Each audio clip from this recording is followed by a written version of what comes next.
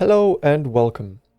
In this video I'm going to be playing with the British Infantryman loadout in Battlefield 5. If you're interested in more historic loadout series or other gaming content, consider subscribing to my channel so that I can bring you awesome gaming content, as I regularly upload weekly videos with quality content for you, so don't miss out today. And if you have any loadout or content ideas, let me know down in the comments below, or follow me on social media where you can share your thoughts and ideas with me any time of the day or night. And now, I hope that you'll enjoy this video. But anyway, let's get right into it. So, I'm using the Turner SMLE and I went up for a mixed style loadout specializations where I've got the maxed ammo capacity and mixed movements, but at the same time, that's my own teammate.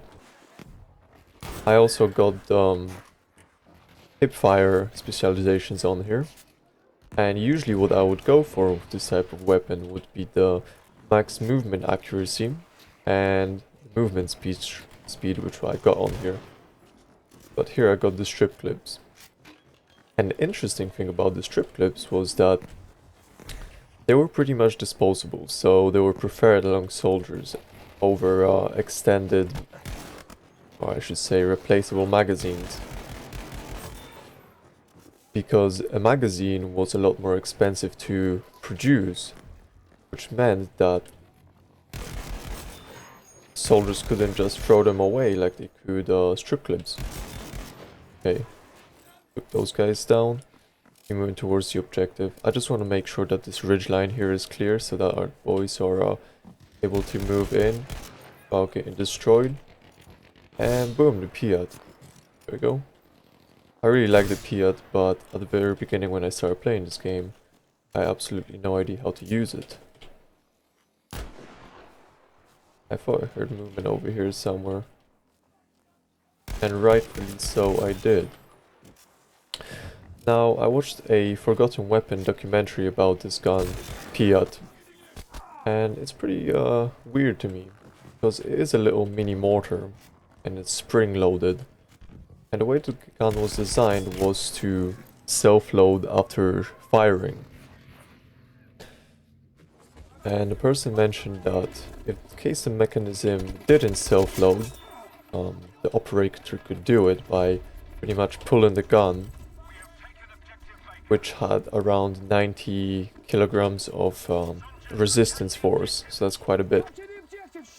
And I thought about it since I go to the gym, and I guess it reminds me of a deadlift motion. I lift a lot more than that, but now the Piat in this game excels highly at anti-infantry than other weapons do. I mean, you can obviously use the bazooka or Panzerfaust against infantry. However, the Piat has explosive rounds. And it makes it a ton easier to just delete your opponents, especially at range. There we go. But he stopped dying. Come on.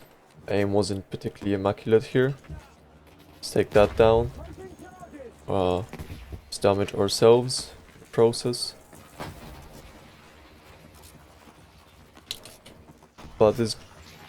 But the Piat can also be used against tanks.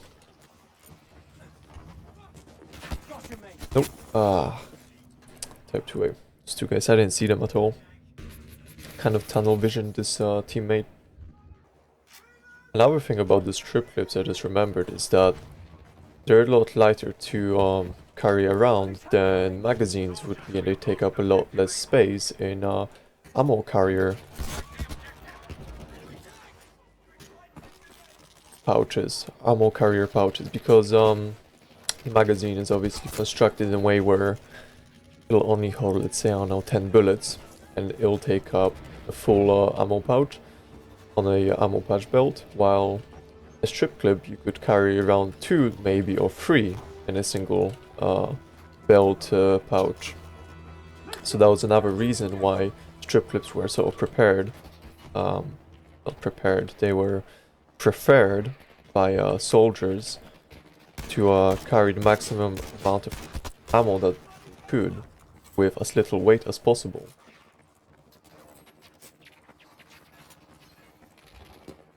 So if we look at the mini-map, I see the little red dot. Let's try and blind fire here, see if I can hit anything at all. Just stay in this objective cockpit, build this station right here. It's always important to build fortifications. Who don't do it. Is there anyone over here? Oh god.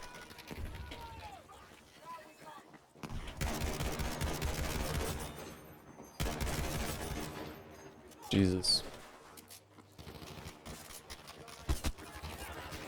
Come on, go. Load.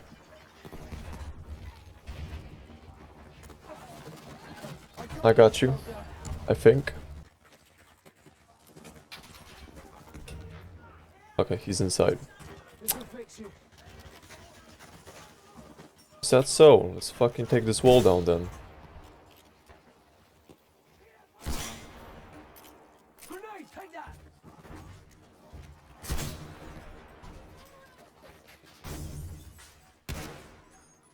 There's a guy down, right side.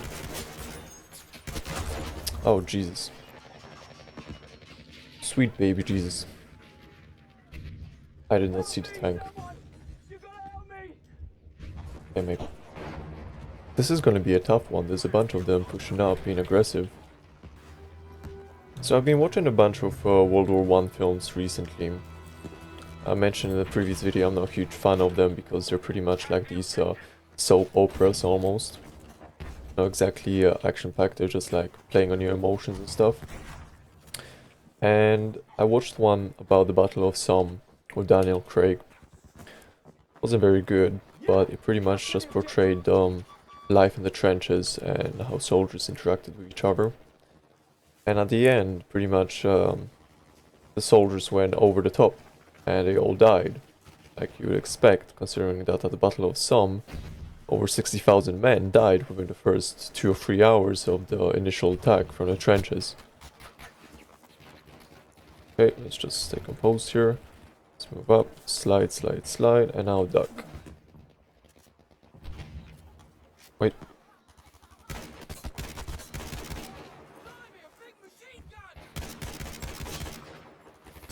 Oh no!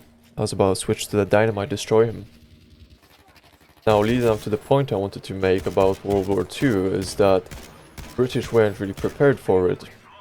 And they had like a new type of uniform they wanted to implement. But they couldn't implement it in time because they weren't able to mass produce it for their infantry. Which meant that a lot of the units had to go out in the old uniform.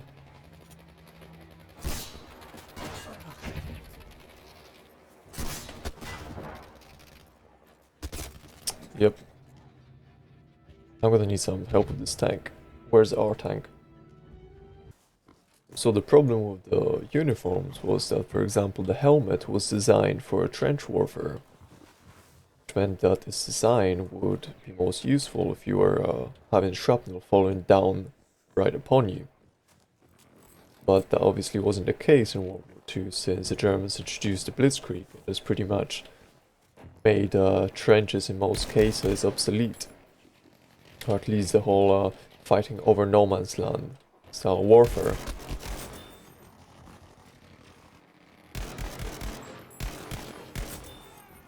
I'm not going to be able to help you out, buddy. You're way too far out in the open.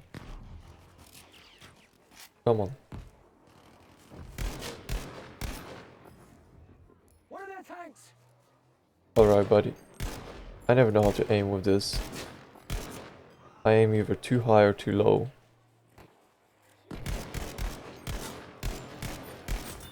Okay, got him.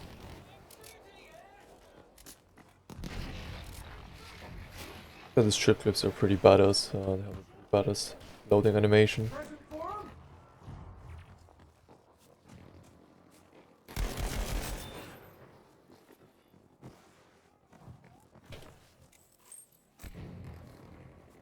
Okay, let's reload. we really need to move up here and get this objective. Okay, that's we move up through here for all this terrain and not get seen.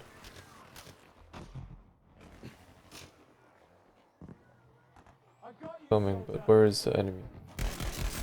Now we know. Got you.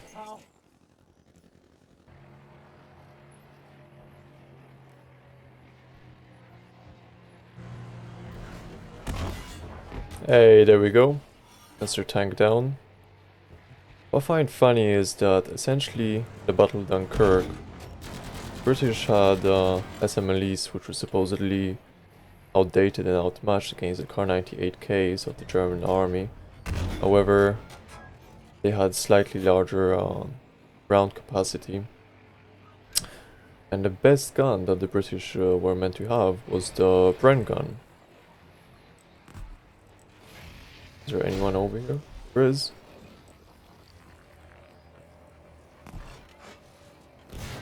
Guys, seriously, he's like right there next to me.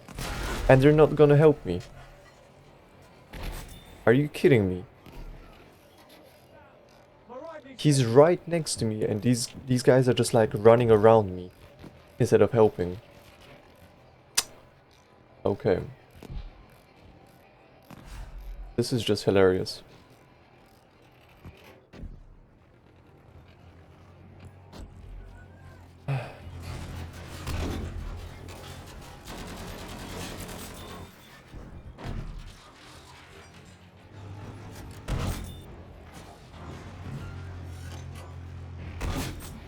That's another one down. Yep.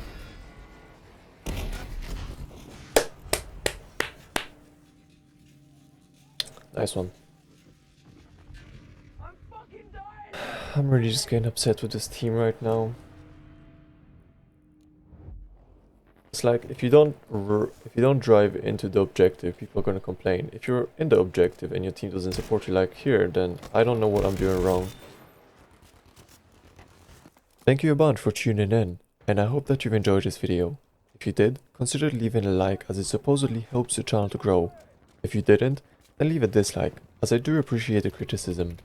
And if you're interested in more weekly loadout or other gaming videos, subscribe to my channel so that I can bring you awesome gaming content weekly, while you help me grow. And if you have any video suggestions or ideas, let me know down in the comments below, or follow me on social media where you can share your thoughts and ideas with me, any time on the day or night. Now, as always, I wish you all a good day or night, wherever you may be. Stay safe. Till next time.